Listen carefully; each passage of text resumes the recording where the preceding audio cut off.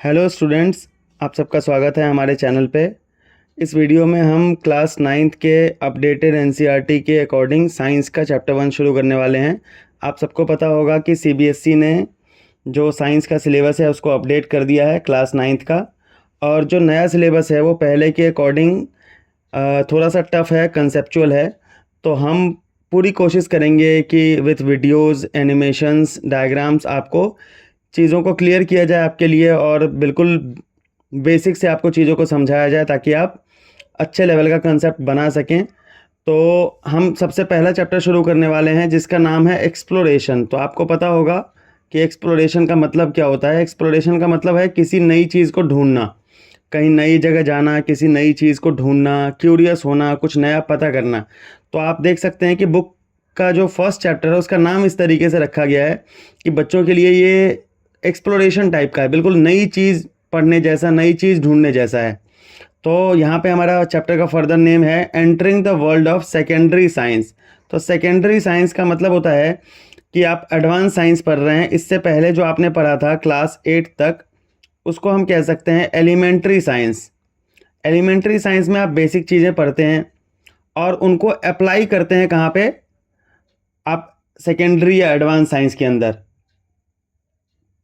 तो यहाँ पे हमें सेकेंडरी साइंस शुरू करना है। इसका मतलब ये हुआ कि आपने जो अभी से पहले तक साइंस पढ़ा था वो बिल्कुल अलग था, यहाँ से आपको एक अलग साइंस की स्टडी करनी है।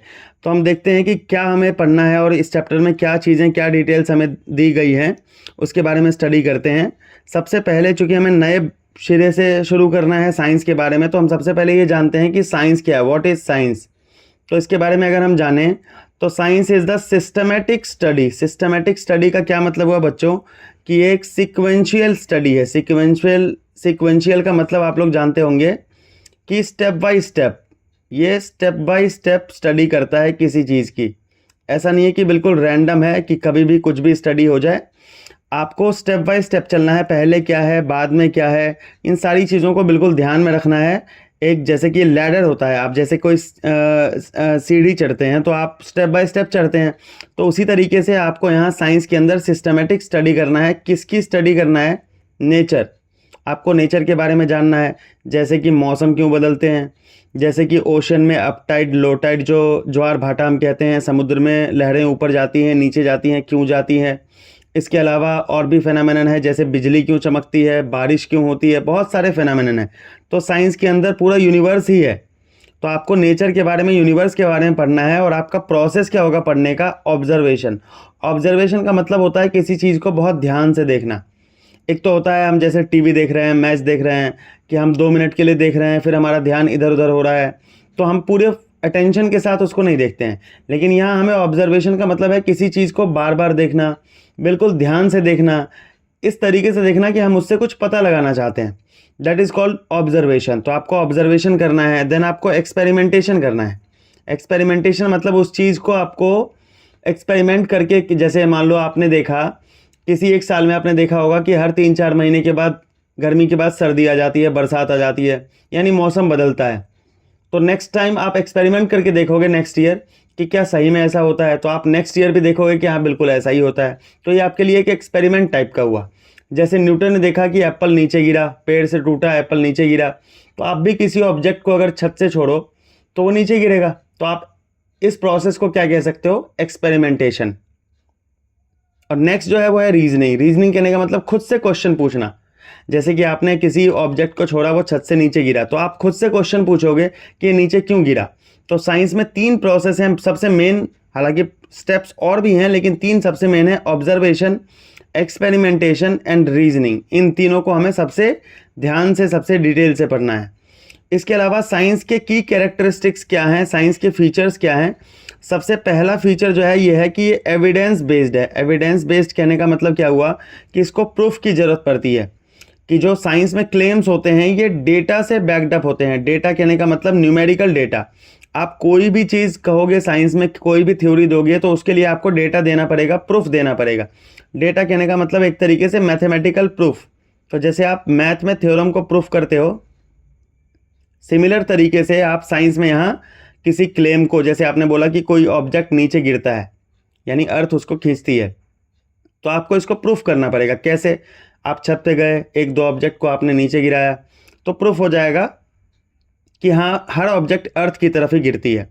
तो साइंस में क्लेम जो है ये डेटा पे बेस्ड होता है, बिलीफ पे नहीं बेस्ड होता है। बिलीफ का मतलब ये है जैसे बिल्ली ने रास्ता काट दिया तो हम कहेंगे कि भाई आगे नहीं जाना, लेकिन साइंस हमें ऐसा नहीं कहता। साइंस जो है ये बिल्कुल लॉजिक पे चलता है और ये हमें ये बात बताता है कि आपको जो भी करना है, जो भी थ्योरीज देनी है वो डेटा पे बेस्ड होनी चाहिए, ना कि बिलीफ पे। बिलीफ में तो अंधविश्वास भी हो सकता है, लेकिन साइंस में सुपरस्टिशंस के लिए, अंधविश्वास के लिए कहीं जगह नहीं है। तो साइंस एविडेंस बेस्ड होता है। दूसरी बात, साइंस सेल्फ करेक्टिंग होता है। सेल्फ करेक्टिंग कहने का मतलब ये है कि जो पुरानी थ्योरीज है वो समय के साथ बदलती रहती है। जैसे नई थ्योरीज, नए एविडेंस आते हैं तो पुरानी थ्योरीज अपने आप अपडेट हो जाती है। जैसे कि पहले ऐसा माना जाता था कि जो अर्थ है वो सोलर सिस्टम के सेंटर पे है और सन और बाकी प्लैनेट इसके चक्कर लगाते हैं, लेकिन बाद में ऐसा हमें रियलाइज हुआ और साइंस के थ्रू, एक्सपेरिमेंट के थ्रू ऐसा प्रूफ हुआ कि सन सेंटर पे है और अर्थ उसके चारों तरफ घूमती है। तो अब हमने नया वाला मॉडल अपना लिया। तो साइंस में चीज़ें बदलती रहती हैं क्योंकि समय के साथ नए एविडेंस आते हैं, नए प्रूफ्स आते हैं, तो उसके हिसाब से चीज़ें बदलती है। थर्ड वन इज कि साइंस इज डायनामिक। साइंस जो है ये डायनामिक होता है नेचर में। डायनामिक मतलब बदलने वाला, जो कभी फिक्स ना रहे। कि science never claims to be final. Science कभी फाइनल नहीं होता। साइंस में थ्योरीज आती रहती हैं, पुरानी थ्योरीज गलत होती रहती है। जैसे जैसे नए डिवाइस आते हैं, नए एक्सपेरिमेंट्स होते हैं, तो नई थ्योरीज आती रहती है और साइंस कभी फाइनल नहीं हो सकता। साइंस एक रास्ता है, कोई मंजिल नहीं है। तो साइंस में आप चलते रहेंगे और हमेशा नई थ्योरीज आती रहेगी, कभी भी आप फाइनल थ्योरी पे नहीं पहुंचेंगे। तो साइंस जो है एक अपॉर्चुनिटी देता है लोगों को कि आप नए एक्सपेरिमेंट्स कर सको। तो यहाँ हमने जाना कि साइंस क्या है। साइंस बच्चों एक सिस्टमेटिक स्टडी है। किसके बारे में है? नेचर के बारे में है। प्रोसेस क्या है? पहला प्रोसेस है हमारा, पहला स्टेप ऑब्जर्वेशन, दूसरा स्टेप है हमारा एक्सपेरिमेंटेशन और तीसरा स्टेप है हमारा यहाँ पे रीजनिंग। और साइंस जो है पूरी तरीके से एविडेंस बेस्ड होता है। ये हमने देखा कि साइंस को प्रूफ की ज़रूरत पड़ती है। और साइंस सेल्फ करेक्टिंग है, खुद को सही करने का मौका देता है। जहाँ गलती होती है उसको हम इम्प्रूव करते हैं। और साइंस जो है वो डायनामिक है, यानी कभी फाइनल नहीं होता, ये इम्प्रूव होता रहता है, हमेशा आगे बढ़ता रहता है। तो ये तीन चीज़ें हमने सीखी साइंस के बारे में। और आप चाहो तो नोट्स के स्क्रीनशॉट ले सकते हो। ये नोट्स आपको प्रॉपर मिल जाएंगे, पूरे चैप्टर के मिल जाएंगे और इजी लैंग्वेज में मिल जाएंगे। आपको कहीं भी कोई भी डाउट हो एक्सप्लेनेशन में या नोट्स में तो आप कमेंट बॉक्स में लिखना और उसके बाद हम उसको अलग से कोशिश करेंगे कि उसके लिए अलग से वीडियो बनाया जाए, आपको एक्सप्लेन किया जाए। और आप वीडियो को पूरा देखें तो मुझे लगता है कि आपको अच्छे से सारे कंसेप्ट समझ में आ जाएंगे। अभी आगे चलते हैं नेक्स्ट स्लाइड पे। ये तो हमने इंट्रोडक्शन पढ़ा। इसी का एक एग्जाम्पल है कि पहले लोग ऐसा भरोसा करते थे कि अर्थ फ्लैट है, कि अर्थ जो है ये बिल्कुल ऐसे फ्लैट है, लेकिन बाद में पता चला कि अर्थ फ्लैट नहीं है, ऐसे स्फेरिकल, नियरली स्फेरिकल है। पूरी तरीके से स्फेयर भी नहीं है, लेकिन लगभग स्फेरिकल दिखती है।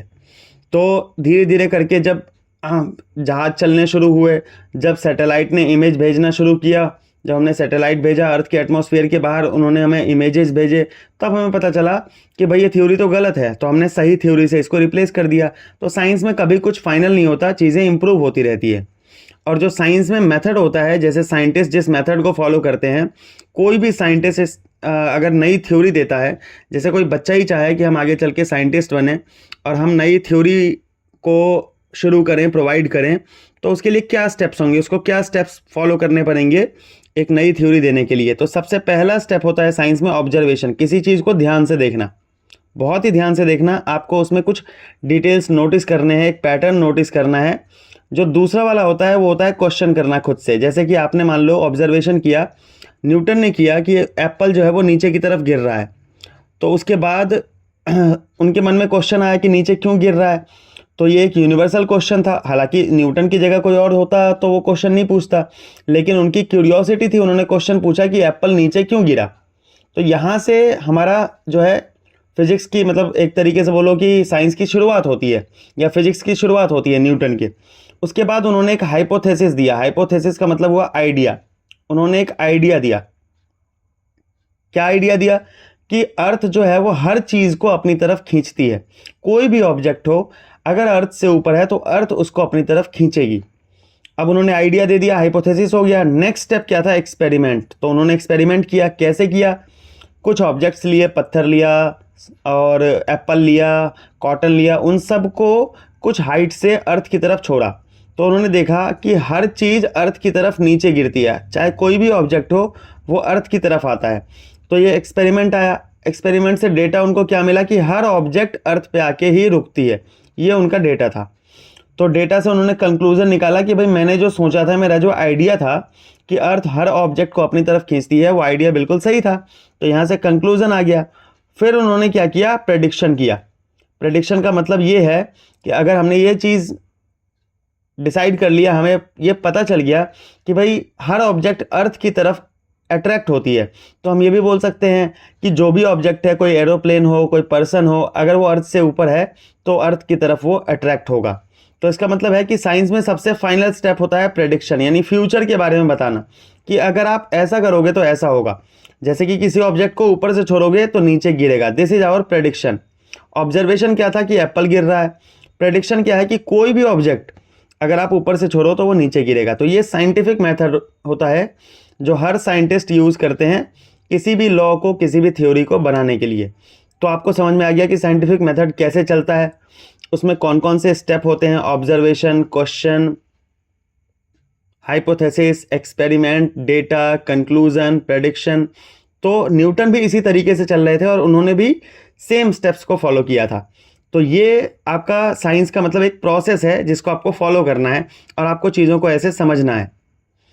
अब जैसे यहाँ देखो आप, साइंटिफिक एक्सप्लोरेशन का क्या मेथड है, किस तरीके से हम कोई भी एक्सप्लोरेशन करते हैं। जैसा कि आपका चैप्टर का नाम है एक्सप्लोरेशन, तो आप किसी नई चीज़ को कैसे ढूंढेंगे। सबसे पहले आपको प्रॉब्लम आइडेंटिफाई करना है, जैसे न्यूटन ने किया था कि भाई एप्पल नीचे क्यों गिर रहा है। उसके बाद आपको इन्फॉर्मेशन गैदर करना है। अगर आपके पास कोई रिसोर्स है, इंटरनेट है, बुक्स हैं, एक्सपर्ट हैं, तो आप उनसे पूछेंगे कि भाई अगर इसके लिए कोई थ्योरी है कि एप्पल नीचे क्यों गिर रहा है तो आप मुझे बताइए। अगर नहीं है कोई थ्योरी तो आप क्या करेंगे, एक हाइपोथेसिस, एक आइडिया लाएंगे अपने मन में कि हर ऑब्जेक्ट अर्थ की तरफ नीचे आती है।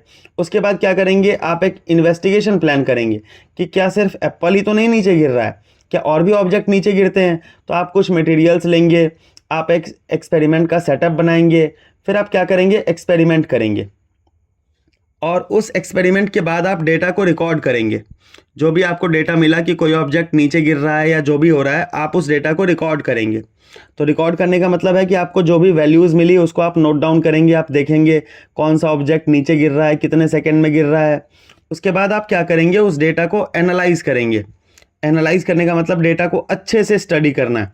उस डेटा में हमें क्या पता चला, कौन सा ऑब्जेक्ट नीचे आया, कौन सा ऑब्जेक्ट नहीं आया, कितने टाइम में आया, तो इसको बोलते हैं एनालाइज करना। उसके बाद जब आप एनालाइज करेंगे तो आपको फाइनल रिजल्ट पता चल जाएगा कि सिर्फ एप्पल ही नहीं, हर ऑब्जेक्ट नीचे की तरफ गिरता है और हर ऑब्जेक्ट को अर्थ अपनी तरफ खींचती है। और जब आपको ये कंक्लूजन पता चल गया, देन आप इसको दूसरों को कम्युनिकेट करेंगे, बताएंगे कि भाई हमने ये थ्योरी बनाई है, हमने ये हाइपोथेसिस बनाया है, हमने इसको प्रूफ किया है और ये नई थ्योरी बन गई है। और उसके बाद क्या करेंगे, आप इसको रिपीट करेंगे बार बार और इम्प्रूव करेंगे, क्योंकि थ्योरी कभी भी फाइनल नहीं होती। हमने पढ़ा था अभी अभी कि साइंस जो होता है वो डायनामिक होता है, और डायनामिक होता है तो आप क्या करेंगे, उस थ्योरी को बार बार टेस्ट करते रहेंगे। कुछ इम्प्रूवमेंट अगर होना हो तो उसकी कोशिश करते रहेंगे, तो आप उसको रिपीट करेंगे, आप उसको इम्प्रूव करेंगे। तो ये 10 स्टेप हैं, पहले से लेके 10th स्टेप तक।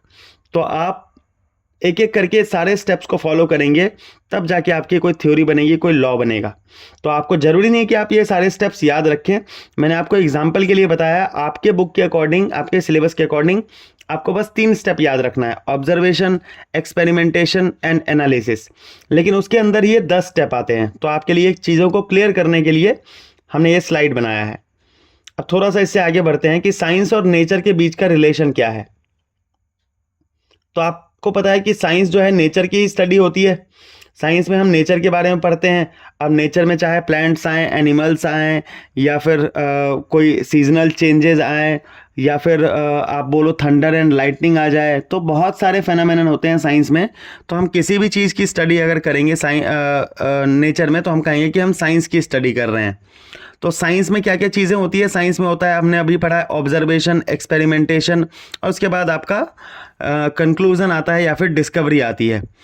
और नेचर की बात करें, नेचर कैसे हेल्प करता है साइंस को, तो नेचर में हमें रिसोर्सेस मिलते हैं। नेचर से हमें इंस्पिरेशन मिलता है। जैसे लेट अस सपोज कि कोई बटरफ्लाई है, तो ये बटरफ्लाई जो है रात को चमकता है, तो आपको ऐसा लगेगा, आपके अंदर क्यूरियोसिटी होगी कि भाई बटरफ्लाई जो है ये शाइन क्यों कर रहा है, तो आप इसके पीछे का रीज़न ढूंढोगे। तो आपको एक इंस्पिरेशन मिल गया कि आप नई थ्योरी को ढूंढो, उसको डिस्क्राइब करो, उसके बारे में पता करो।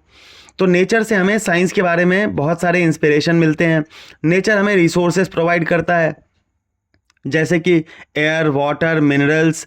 जैसे मान लो आप कोई एक्सपेरिमेंट कर रहे हो, तो आपको उसके लिए लेट अस सपोज आप बायोलॉजी पढ़ रहे हो, तो बायोलॉजी के लिए आपको प्लांट्स, एनिमल्स के ऊपर एक्सपेरिमेंट करना है। तो प्लांट्स और एनिमल्स आपको कहाँ से मिलते हैं? नेचर से मिलते हैं। आप एयर का प्रेशर निकालना चाहते हो, एयर का टेम्परेचर निकालना चाहते हो, तो एयर आपको कहाँ से मिल रहा है? नेचर से मिल रहा है। तो आपके रिसोर्सेज जो हैं वो सारे नेचर से मिलते हैं, आपको इंस्पिरेशन नेचर से मिलता है। और नेचर एक बैलेंस बना के रखता है ना। नेचर बैलेंस इसलिए बनाता है क्योंकि नेचर के अंदर ऐसी एबिलिटीज़ हैं कि जैसे हम पॉल्यूशन करते हैं तो उसको वो एडजस्ट कर ले। अगर हम एक लिमिट से ज़्यादा पॉल्यूशन करेंगे तो नेचर उसको एडजस्ट नहीं कर पाएगा। तो इस वजह से नेचर जो है हमेशा एक इकोलॉजिकल बैलेंस बना के रखता है। तो नेचर साइंस की हेल्प करता है और साइंस जो है वो नेचर की हेल्प करता है। तो साइंस जो है वो नेचर की स्टडी करता है बेसिकली, एक्सपेरिमेंटेशन के थ्रू, एनालिसिस के थ्रू। और नेचर हमें इंस्पिरेशन देता है, रिसोर्सेज देता है, जिससे कि हम साइंस पढ़ सकें। तो दोनों के बीच में बहुत ही इंपॉर्टेंट, बहुत ही क्लोज रिलेशन है।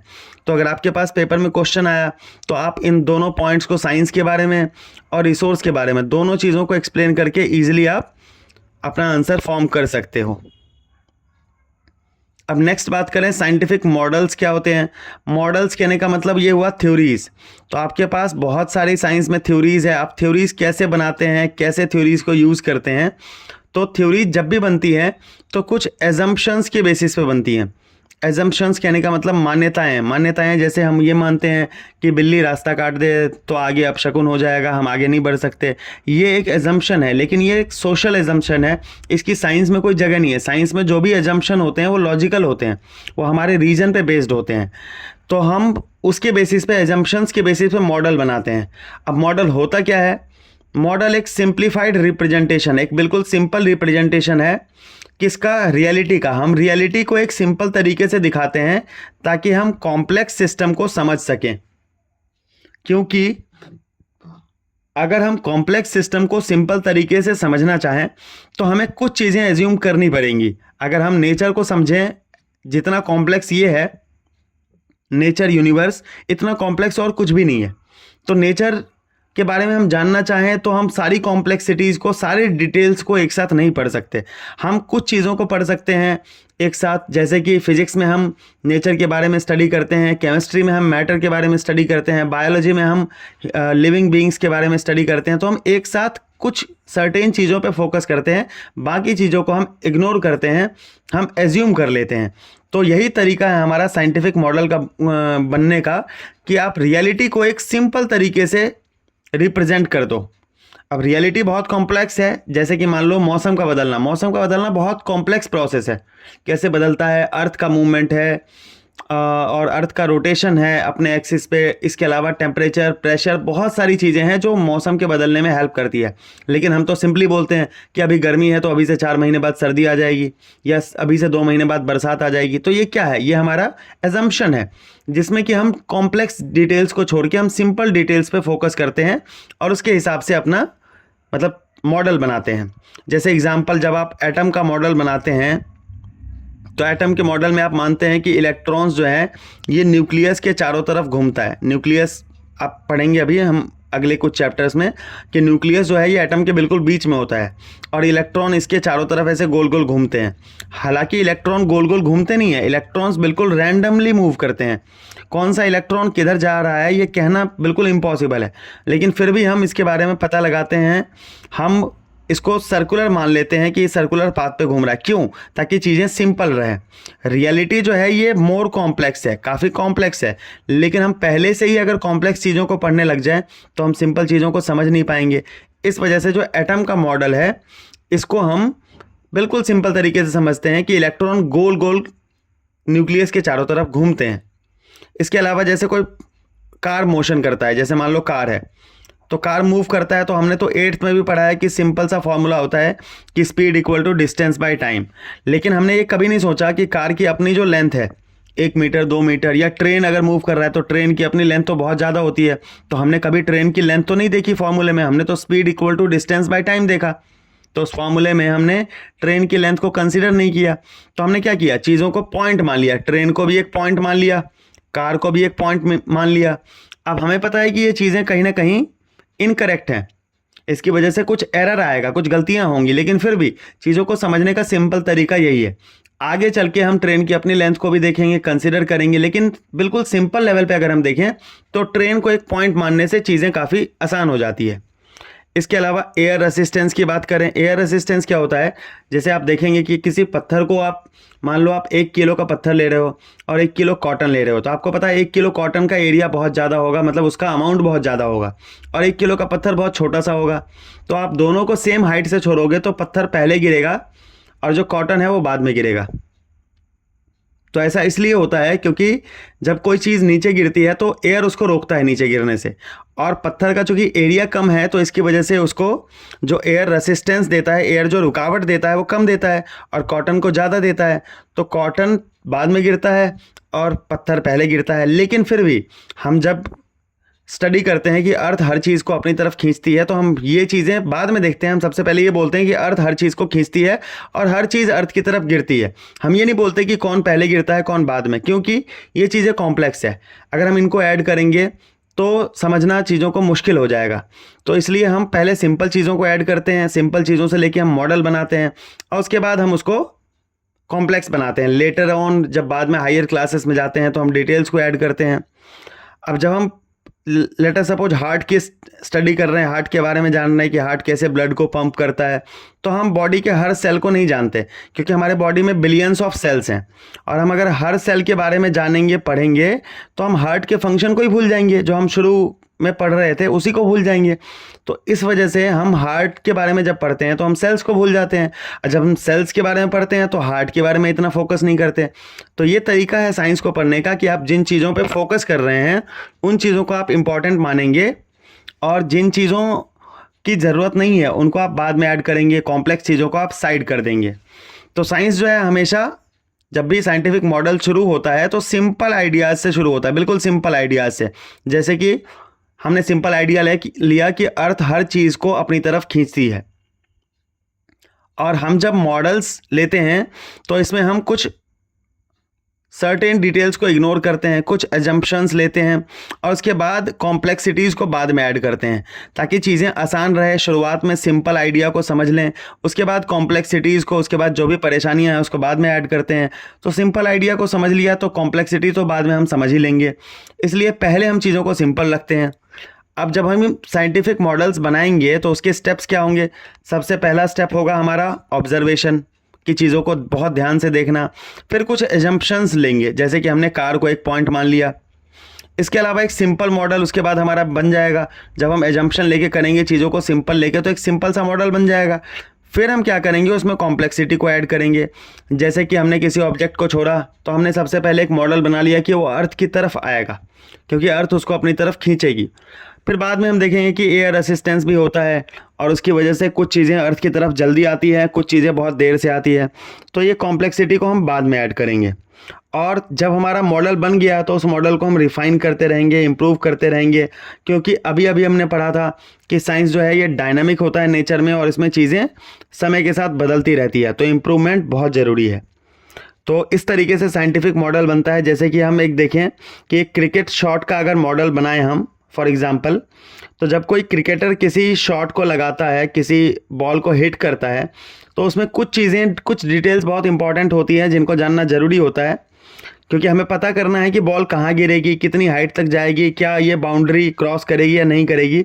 तो उसके लिए कौन कौन सी चीज़ें इंपॉर्टेंट है कि यहाँ देखो इंपॉर्टेंट थिंग्स का लिस्ट बना हुआ है कि बॉल की इनिशियल स्पीड कितनी थी, बॉल किस डायरेक्शन में आ रहा था, कैसे कौन सी दिशा में आ रहा था, बॉल की हाइट कितनी थी, और बैट किस एंगल पे लगा है, क्या बैट पे बॉल सीधी लगी है या तिरछी लगी है, तिरछी लगी है तो बॉल पीछे जाएगी, सीधी लगी है तो बॉल आगे जाएगी। इसके अलावा प्लेयर का हैंड मूवमेंट कैसे था, क्या उसने एल्बो को और अपने रिस्ट को, कलाई को कैसे मूव किया है। इसके अलावा पिच कैसा है, बाउंस कितनी हुई है बॉल। तो यहाँ से हमारा मतलब जो बेसिक इन्फॉर्मेशन है वो पता चल जाएगा, सिंपल आइडिया हमें मिल जाएगा कि बॉल कहाँ गिरेगी, कितनी देर बाद गिरेगी और कितनी हाइट तक जाएगी। तो हमारा मेन गोल जो है ये अचीव हो गया। अब जो चीज़ों को हम इग्नोर करते हैं वो क्या है कि विंड का इफेक्ट। हालांकि विंड का इफेक्ट पड़ता है बॉल पे, जब बॉल हवा में रहती है तो विंड का इफेक्ट पड़ता है कि भाई विंड की वजह से बॉल कभी लेफ्ट राइट स्लाइड हो जाती है।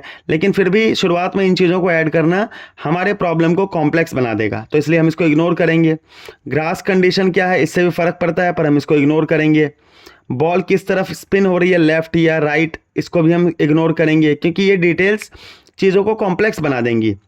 और किसको इग्नोर करेंगे, क्राउड कितना है, नॉइज़ कैसा हो रहा है स्टेडियम में, प्रेशर कितना है, टेम्परेचर कितना है। ये चीज़ें शुरुआत में ज़रूरी नहीं है। ऐसा नहीं कह सकते कि ये चीज़ें ज़रूरी नहीं है, ज़रूरी हैं, पर बाद में हम इनको ऐड कर सकते हैं। पर शुरुआत में जो चीज़ें ज़रूरी है वो ये है जो हमने लेफ़्ट साइड पे नोट कर रखा है, बॉल की स्पीड, बैट का एंगल, प्लेयर का हैंड मूवमेंट और पिच कैसा है, ये सारी चीज़ें। अब कलर ऑफ बैट क्या है, उससे क्या फ़र्क पड़ता है, उससे तो बॉल के गिरने का या नहीं गिरने का, कितनी दूर जाएगा नहीं जाएगा, इससे कोई फ़र्क नहीं पड़ता। तो इस वजह से हम उसको इग्नोर कर देंगे। तो शुरुआत में हमने क्या किया कि हमने इंपॉर्टेंट थिंग्स पे फोकस किया, तो उससे हमारा सिंपल मॉडल बन गया।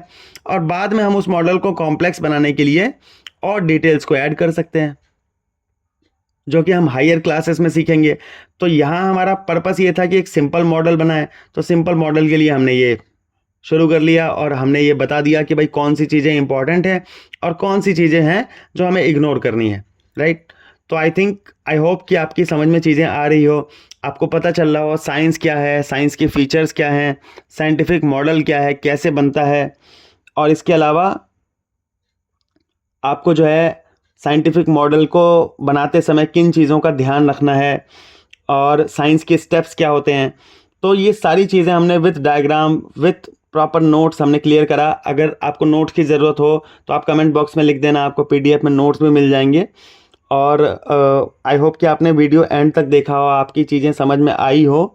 इससे आगे की जो इन्फॉर्मेशन है वो हम नेक्स्ट वीडियो में करेंगे। ऑलमोस्ट 30% चैप्टर हमने इस वीडियो में कवर कर लिया है।